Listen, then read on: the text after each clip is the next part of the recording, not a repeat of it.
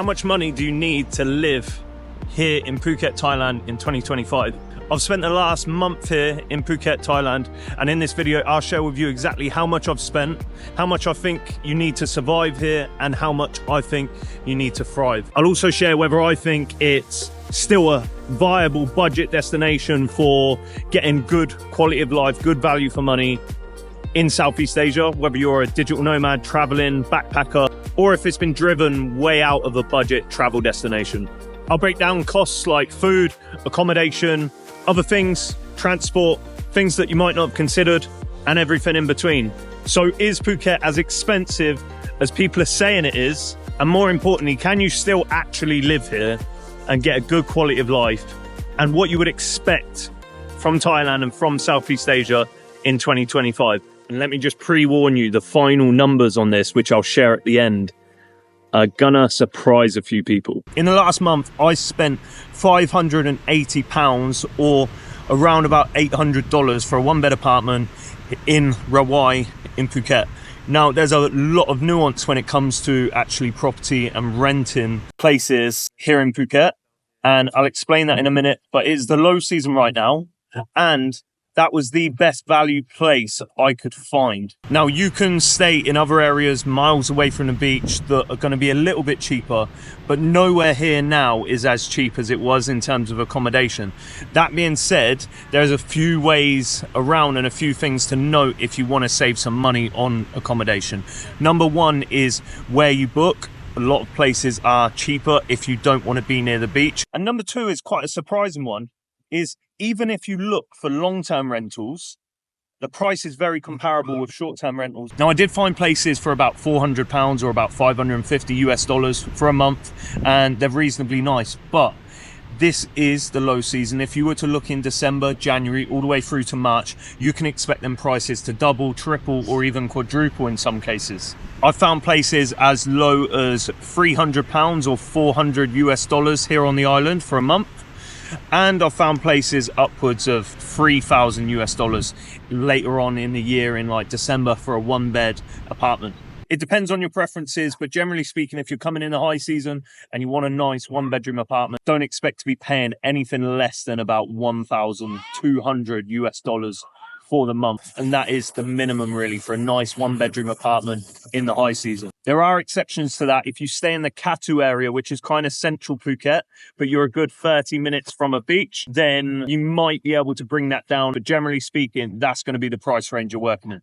That being said, though, if I'm totally honest, I've loved my apartment. One bed, £580 or $800 for the month. Nice, separate bedrooms, separate living area, air conditioning. I get it cleaned once a week, all bills included, right by the beach. I think that's a really good deal. Even though it is the low season, I've been really happy to pay that. The next expense on this list is food. I've spent about $750 or £550 for the last month on food. That might seem a lot to a lot of people, but the reality is I've eaten Thai food maybe 4 times or 3 times in the past month. I've been mainly eating very meaty meals because I came to Phuket this time around to pretty much train. So I've been eating a lot of meat, a lot of healthy meals, and a lot of Western food that makes them prices add up. You can still find Thai restaurants for very good value here. I've eaten at a Thai restaurant for under $5 for a main meal, a drink, and a side. So it is still possible, and they are still about. It was good quality food. But if you're looking to eat Western food, a lot of meat, you can expect them prices to increase. I was paying on average somewhere between about £6 to £8 or about $9 to $12 for breakfast. And then I was usually just having something like a protein shake or a smoothie in the middle of the day for about £1 to £2 or $1.50 to $2.50. And then in the evening, I'd have another big meal that was probably going to cost me about $10 to $15. With that in mind, accounting for the lower spending days and the higher spending days, around £550 or $750 for the month for food for me. You could 100% bring that down. If you were on a budget or you were eating more Thai food at local restaurants, you could bring it down. A lot of people say how much the prices have increased in restaurants now, and they have, but I would actually caveat that and say it's just the fact there's so many more Western restaurants now, and that's where most people are eating. When you're still eating local and Thai, the prices still are very reasonable. So if you're on a budget or you just enjoy eating Thai food, expect that price to come down. Or if you're a vegetarian. And I've not cooked one meal. Every one of them meals has been out at a restaurant. I'll glaze past this next one. I spent $60 or 44 English pounds on water in the last month. I've been drinking about 5 litres of water a day because I've been sweating loads, some days even 6 litres. So it's on the upper side, you could probably halve that, but I've been spending 44 pounds or 60 US dollars on bottled water over the month. Now, training has been a really big expense of mine, but I'm going to get onto that after I talk about laundry and transport, because they're two things that everybody's going to need. Laundry, I've paid 15 pounds or 20 US dollars for the month, and that's one wash per week. I'm sweating quite a lot. I'm going through quite a few clothes, so I think that's not too bad value. That works out about 4 to 5 US dollars per week, which I think is pretty reasonable to take your clothes somewhere, get them washed, get them dried, and get them returned in 24 hours. Then we got transport. Everybody's going to need this. For a scooter rental for the month, I paid 120 pounds or 165 US dollars. Add a bit of fuel on that, which was 15 pounds or $20. You're looking at a total of $185 for the month or 135 pounds. I don't think that's bad. My bike is a decent bike. Let me show you quick. So this is it. Yamaha NMAX 155cc. Pretty much mint condition. You can cut that down again to about 80 to 90 pounds or about 100 to 120 US dollars for the month for a more older scooter. But for me, I like the comfort. I like to know my wheel's not going to come off when I'm going down a hill. I like to know my brakes work, and I like to be comfortable and have a little power when I ride my bike. So for me, I think that's a good deal. Now let's talk fitness. This always surprises people, and this always is something that is subjectively a luxury, but for me, it's a necessity. It's an integral part of my life. I want to be training in a nice environment. I want to be doing Muay Thai if I'm in Thailand, and I don't really hold back my spending when it comes to my health and fitness. So I've spent 250 pounds for the month or $350. So that has been Muay Thai classes around 4 per week. That has been open gym at a CrossFit gym down in Rawai here. And I've been doing that maybe 3 times a week or 2 times a week, and that also includes private sessions 1-to-1 with the coaches at Muay Thai that I've been doing, averaging out about twice a week over the month. Now, sounds like a lot. It obviously is. Most people won't be spending that much, but gym memberships here in Thailand in general are not the cheapest. You can be expecting to pay, if you're doing monthly, somewhere in the region of 40 pounds to about 80 to 100 pounds, depending on what gym you go to. If you go to some of the more expensive ones, they're going to be 80 to 100 pounds for a month membership when you're paying monthly rather than for the year. And if you're going to like a CrossFit gym, they might be 120 to 150 pounds for the month. Muay Thai in Thailand is not super cheap, but that doesn't mean it's bad value. I'm just going to glaze over this because we're doing a general cost of living. A lot of people think that's a lot of money. There's 7 coaches per class in the Muay Thai sessions, 7, and it works out to be about 10 pounds or about 13 US dollars for the class. When you think about that, and there is 7 coaches helping you, sometimes there's only 5 people in the class, sometimes there's 15, but that is a lot of one-on-one time. If you tried to replicate that in the US, UK or Australia, you'd be looking at the same price for maybe 1 coach in a class or 2 max. The next expense that I pay monthly is my insurance, and I pay $60 or about 45 pounds for my insurance every single month. Which brings me on nicely to the next part of this video. I've partnered with Safety Wing for this video, who I've personally been using for over 3 years.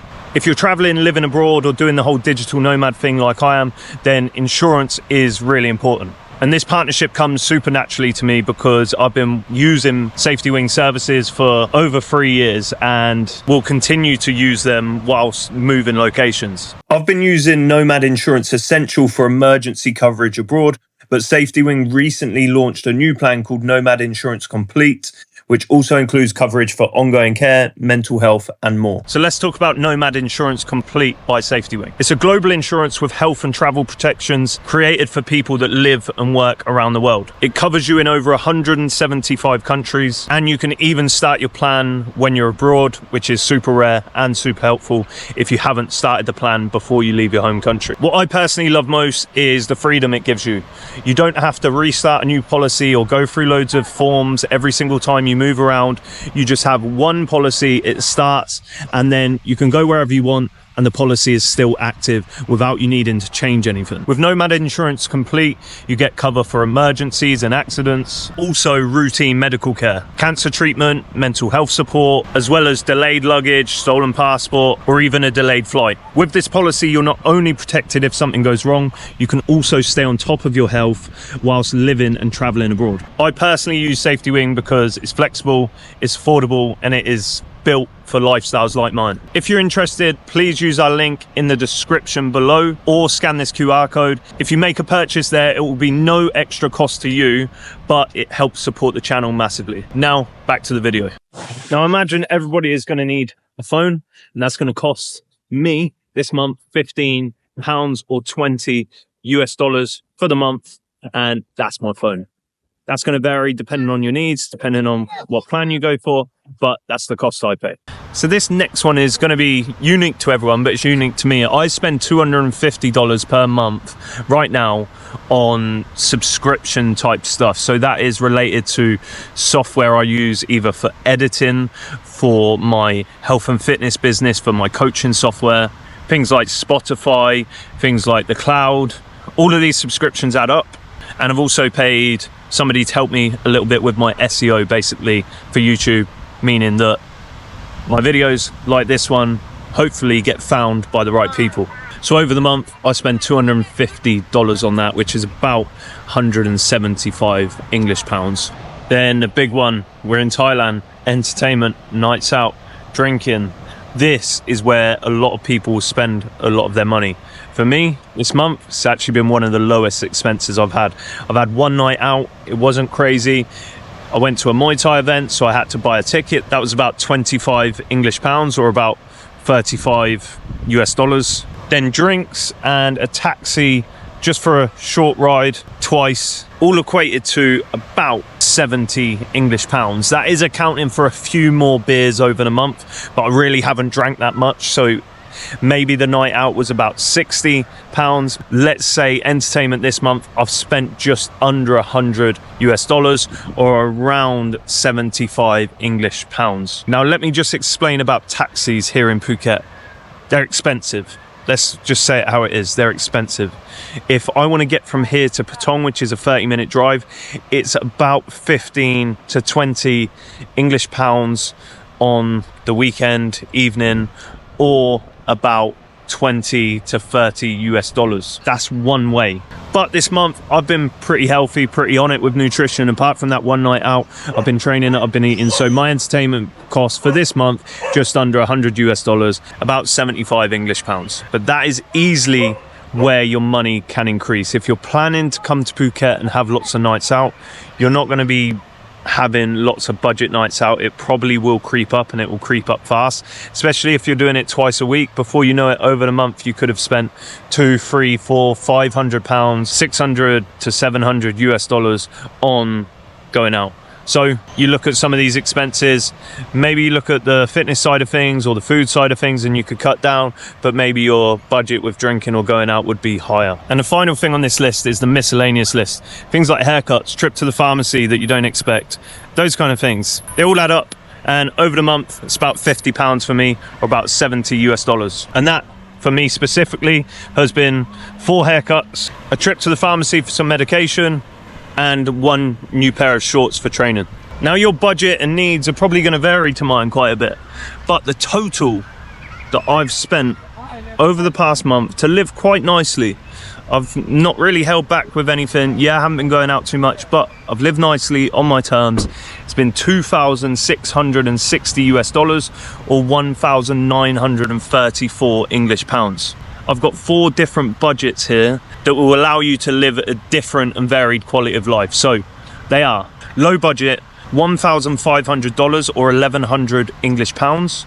That's the low budget, and that's a real stretch. I don't think you're going to be living the best, and I think you're going to be watching a lot of pennies. Then an average budget, this is probably somebody coming here that is watching what they spend, but you'll be able to get by here. And that is 2,000 US dollars or 1,500 English pounds. Then living well, which is, I think, what category I fall into, is 2,500 to 3,000 US dollars or 1,800 pounds to 2,200 pounds. And then finally is the carefree mark, where you're not really watching what you spend at all and you're enjoying yourself. You've got nights out, some training, good accommodation, and you're just relaxing.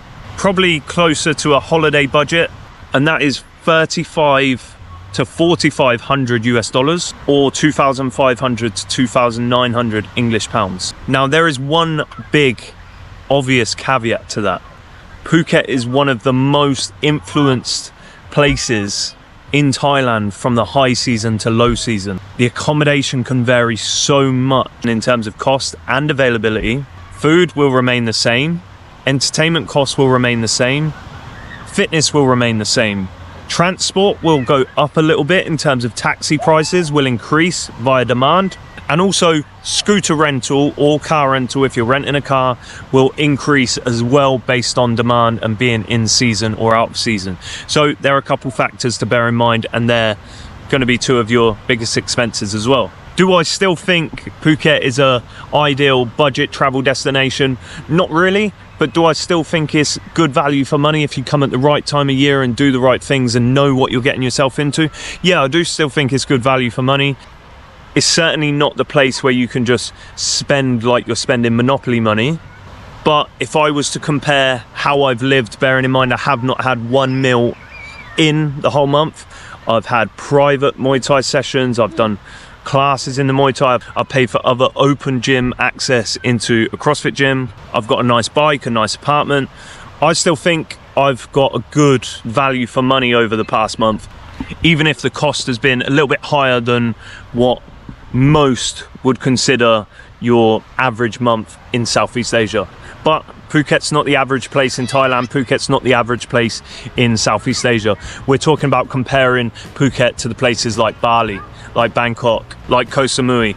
It's not a cheap, hidden Thai destination that you can come and get by on $2 and peanuts each day. It just ain't that place anymore, and hasn't been for a long time. Now let me know in the comments, is that more than what you expected that somebody would be paying, living how I'm living? Am I getting ripped off in your opinion? Is that good value for money? Have you been here, had similar experiences? Have you been here and just paid through the roof or been shocked? Or have you felt like you've came here and it's still good value for money in comparison to where you're from? Keen to hear, let me know in the comments. And as always, I appreciate you tuning in, and I'll catch you in the next one. Peace.